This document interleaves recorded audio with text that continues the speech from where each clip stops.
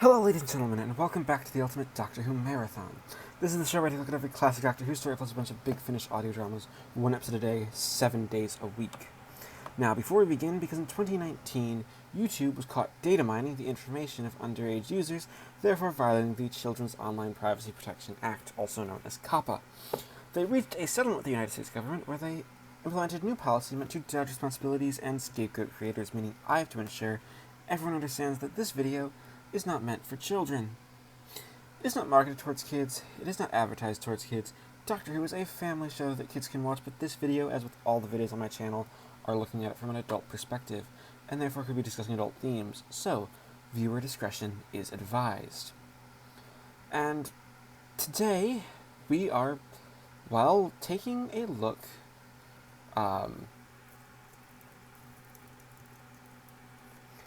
at the penultimate story in the first season of The Lost Stories, The Song of Megaptera. Now, The Song of Megaptera, as a story, is actually kind of has some interesting history behind it.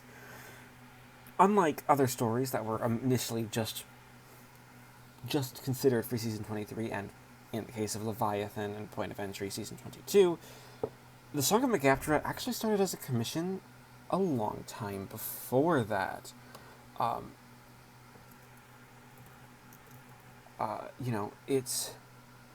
It was originally submitted in late 1980 when Tom Baker was still the Doctor under the title Space Whale, and it was submitted with 4 other ideas. Now, those 4 ideas would actually be adapted into the first 4 stories in the Doctor Who magazine comics run, 2 of which have actually been adapted to audio, which we've already covered. Now, the 5th one is Space Whale, which eventually was replaced by a fifth Doctor story of this, and amending the title to The Song of the Space Whale, which was originally going to be in Season 20 as the introductory story for the character of Turlo, though the trouble was that Eric Sayward had some troubles with the script, so it was delayed further, and eventually became a story with the 6th Doctor and Perry, and was rewritten as 2 45-minute episodes. Now, rewriting it as 2 45-minute episodes also meant it fit really, really nicely into a Season 23 format. Now, Big Finish's adaptation, The Song of Megaptera, done by Pat Mills, I think almost completely rewritten, as John Wagner isn't actually credited here, makes me think that, The Song of Megaptera is something completely different. So, and Part 1 kind of sees that. Part 1 definitely harkens back to an earlier style of story. It's a lot of the first episode has the Doctor and Perry in the TARDIS, and it feels very much like this could have been a 5th Doctor story, which, is interesting. Though Mills immediately has the Doctor take a stand against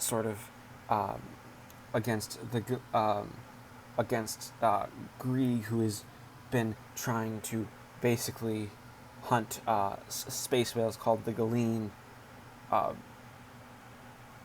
which are essentially for food. The Doctor and Perry end up posing as essentially as people from a group of an environmental rights group trying to interfere on behalf of the space whale, which, okay, that is fair. It's definitely a good idea to have, and really just to give us something interesting for this story is nice, though the concept of a space whale is perhaps not the most interesting. Now, Mills does have a script that is more interesting, mainly because of the capitalism aspect. Again, I hate to sound like a broken record, as several of these press reviews have had stories are that are going against capitalism, which is actually fine. That's actually a really solid sort of story to tackle, is going against uh, you know capitalism and oppression via capitalism. But it does make it, for at least talking about it, very different. And Colin Baker and Nicola Bryant are clearly enjoying themselves. However, this first episode is kind of standard, which kind of brings it down quite a bit in my eyes. You don't get as much interesting characters, and you just don't get as much there, perhaps, for listeners to necessarily enjoy completely. There's there's there's some stuff there. Uh, you have uh, you have something so different, and so just so very different that you at least play with the format, and playing with the format of doing a story with space whales is definitely needed, even if it's still just doing space whales. It's not doing anything interesting. There's some implications of things going underneath that aren't just the space whales. Um, so that kind of keeps you on it for the rest, to at least continue to the second episode. Um, but really, this comes very close to just kind of feeling like a mediocre story. Again, it's not bad. It's I wouldn't even say it's average. It's a decent first episode, but it definitely feels kind of out of place, especially among the rest of the stories in this lost season. It doesn't quite work. Um, at least it doesn't work as well as Pat Mills perhaps thinks it does. Um, the story was actually directed by John Ainsworth, who of course has done several of the other stories for the range. Um, but you don't necessarily see uh, everything being good and being interesting here. So overall, I am going to have to give the Song of Megaptera Part 1 a 6 out of 10.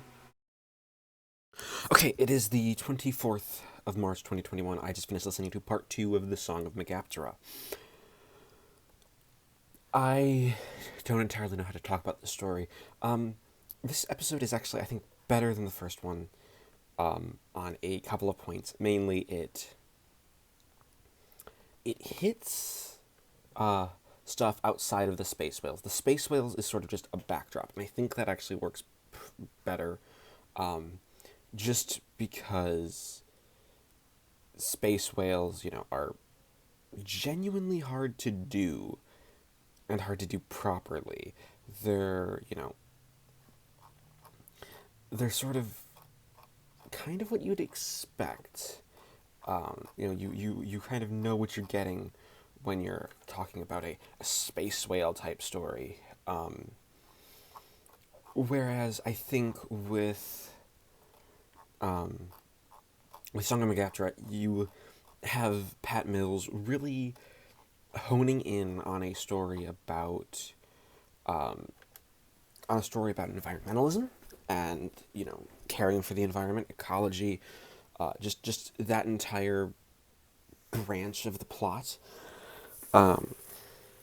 which works wonders. It works wonders for our you know for our for what the story's trying to do, though it isn't actually perfect. Um, there's uh, there is this very there's this very, very sort of human plot with Perry, um, having a specific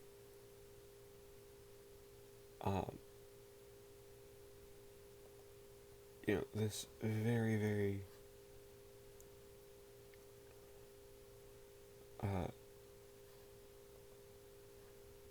very specific sort of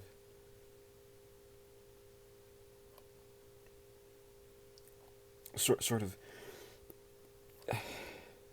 it's very specific in what it wants to be. Like, Perry being taken over by a fungus and sort of being delirious is maybe a bit of a detriment to her character, just a little bit. But there's also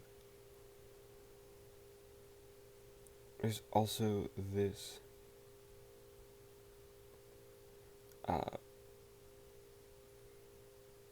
there's also this there's also just this entire story, sort of having her delirious.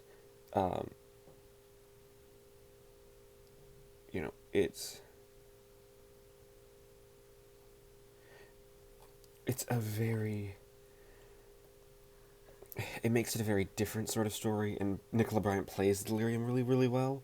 And having essentially a fungal creature that also, I guess, wants, or at least it's implied that it wants the Megaptera in the pipes is also really good. There's this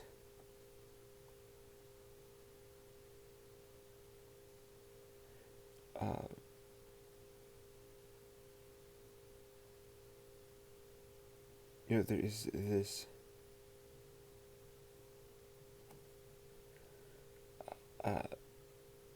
there's this very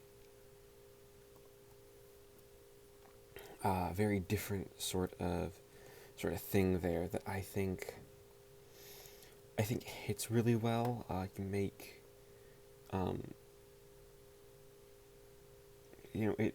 it makes this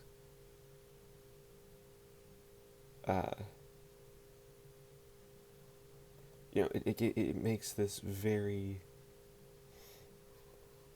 important sort of story something there. It's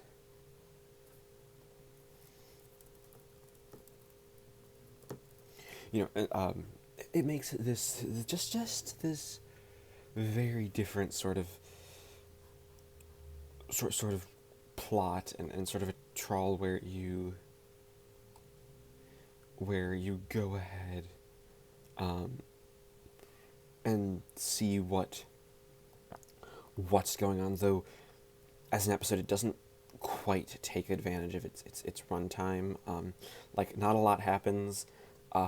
I genuinely think maybe this would have worked better in a DWM comic where you could do a lot of visual storytelling, because it seems at least that Mills was at least inspired by visual storytelling, and clearly, enjoys that aspect of stories, while he doesn't quite seem to understand how telling a story on audio works. At least works as well as works when it's done to, a good degree, a good end. So you don't ever actually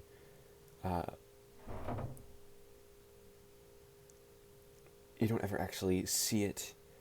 You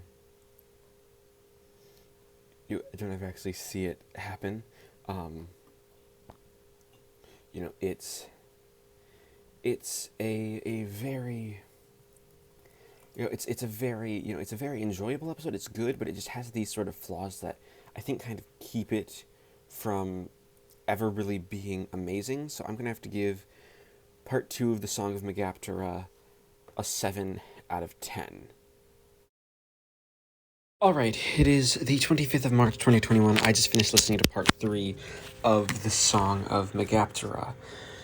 This is an episode where we move away from the ship setting and to literally go inside of a giant space whale. And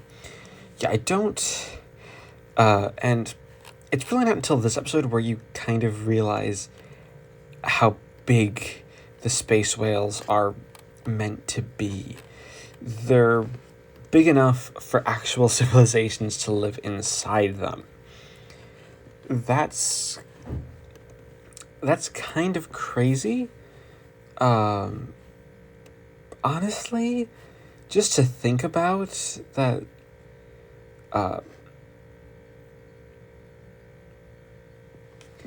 there's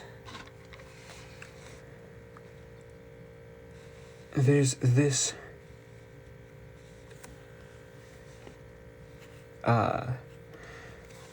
there's this idea that somehow,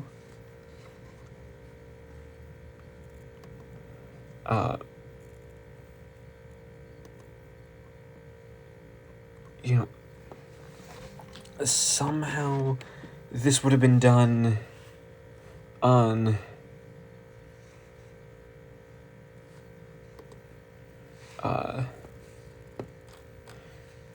this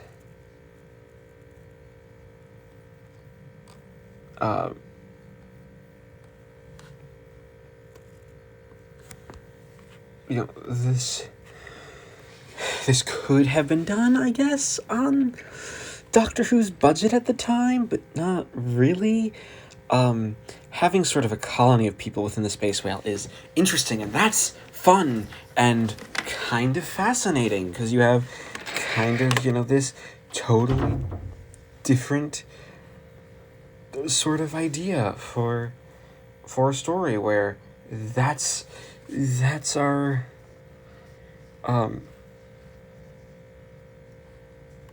that is our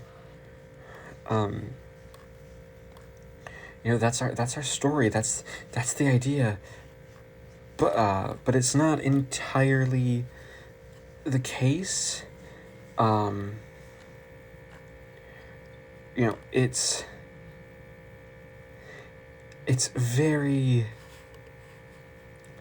It's a very different story.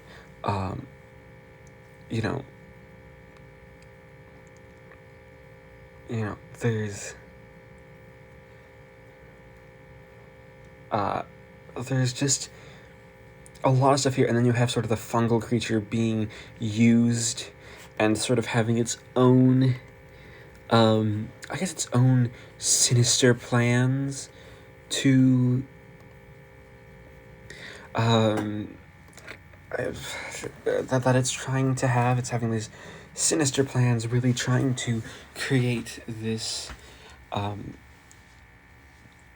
this story with, where it's, I guess, trying to take whatever moment,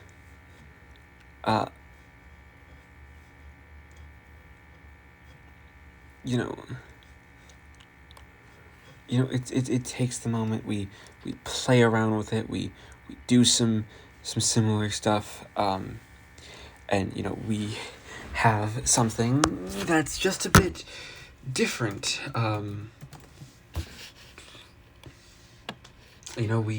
We can play with these, with the ideas here, but we're not getting a story that is, we're not getting a story that's entirely original. This is very derivative. Now, this is fun and, campy. Mills clearly shows his comic book roots, but this is a story where you kind of have the feeling where everything being done, is being done in this very almost tongue-in-cheek way. You don't get to see sort of, the whole stuff with the story, sort of with the story working. It's one,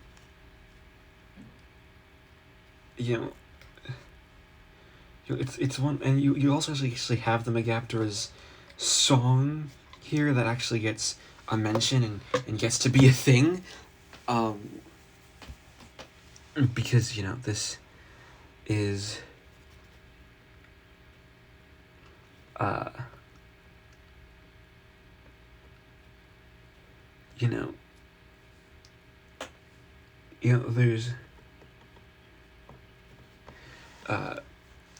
just things there that I don't. I think really this is a story where I think you needed something more. You can really only get so far this episode. I mean, you'd think this would be enjoyable, but like the first half was decent enough, but at this point, really, everything goes down to a very kind of eh, like that's really all I can say. It's just like we're at the point where you perhaps could have done something more interesting, but you don't. There could have been intrigue. There could have been characters here that are interesting, and you don't.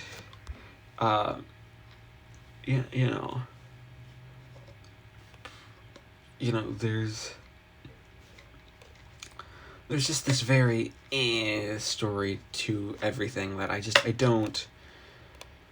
This third episode is just not enjoyable. It's not great. Definitely just at the point where the story is just sort of limping along towards what could be a conclusion, though nothing actually concludes here. So I'm going to give part 3 of the Song of Megaptera a 4 out of 10. Okay, it's the 26th of March 2021. I just finished listening to part 4 of the Song of Megaptera, this concluding episode that is not good.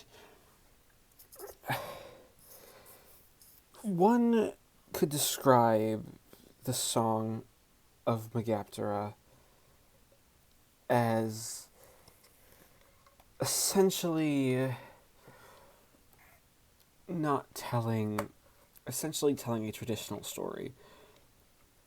This episode is basically the Doctor and Perry get out of the danger of the whale diving, they defeat the villains. The villains don't ever actually really get comeuppance. The computer, which was kind of built up as sort of this main villain the Doctor messed with, but then that was fixed and it became evil and then turned into like a gamer for some reason. This story has one of the villains be a gamer, which is just a bit cringe. It feels like someone who has never played a video game trying to take the bad stereotypes involved with gaming and make a character out of that. But also, it's a character that is, basically a, not a real person. It's just a very weird thing.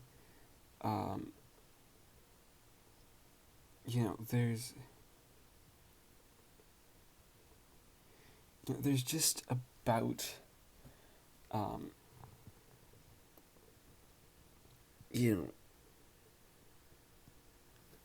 just about what this story perhaps doesn't want to be.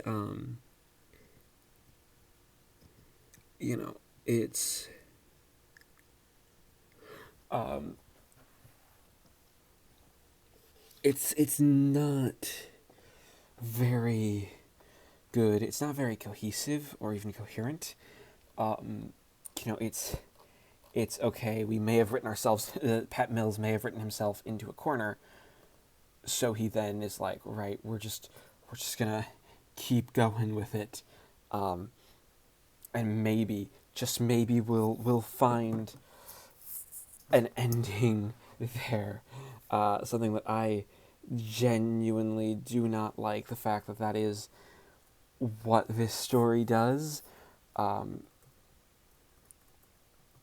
because it doesn't really, it doesn't really do the importance of a story like this. It's just, oh, here's our story.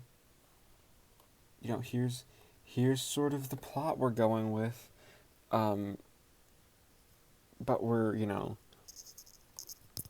not doing anything interesting or cool with it. We're having, we're having a, we're having a basic sort of thing, where you don't get to see it as, um, you know, as what as what this story needs to be. It's more what the story just kind of is, um, and that's something that I can't really forgive it for, because it doesn't take the time to really understand it. Now, Colin Baker and Nick O'Brien are great. The direction from John Ainsworth is sublime. But this, um, this is, uh, this is, this is just one of those stories where you don't get, you don't get to have everything be what it is. It's just, eh, eh, we're telling, we're telling this story, and we're just kind of, we're just kind of being there. This isn't going to be something amazing or something different or even really cool. It's just sort of like, yeah, we had an idea for a story, and we kind of, I guess, had it. Um, it's definitely a thing that, could be seen as, is great, but it's just not good. So overall, I'm gonna have to give part 4 of the Song of Megaptera a 3 out of 10. That being said, we add up the scores and average them out to give the Song of Megaptera a final score of 5 out of 10, meaning this is very much meh. This and Ultimate Evil share the spots for the weakest stories thus far of the original season 23, though neither of them are bad. They just kind of lose their way in a lot of places. So thank you everybody for watching this installment of the Ultimate Doctor Who Marathon. As always, please leave a like, comment, and subscribe if you haven't already. Click the little bell icon so you never miss an upload, and next time we're actually going to be looking at something very weird. So, the original finale for Season 23 was going to be something called The Children of January. However, Michael Feeney, Callan, that author, didn't ever give his approval for Big Finish to write that, adapt that story. So, they actually found a backup script by actress Ingrid Pitt and her writing partner Tony Rudlin, and contacted them, and they both adapted it to audio in Doctor Who, The Macross.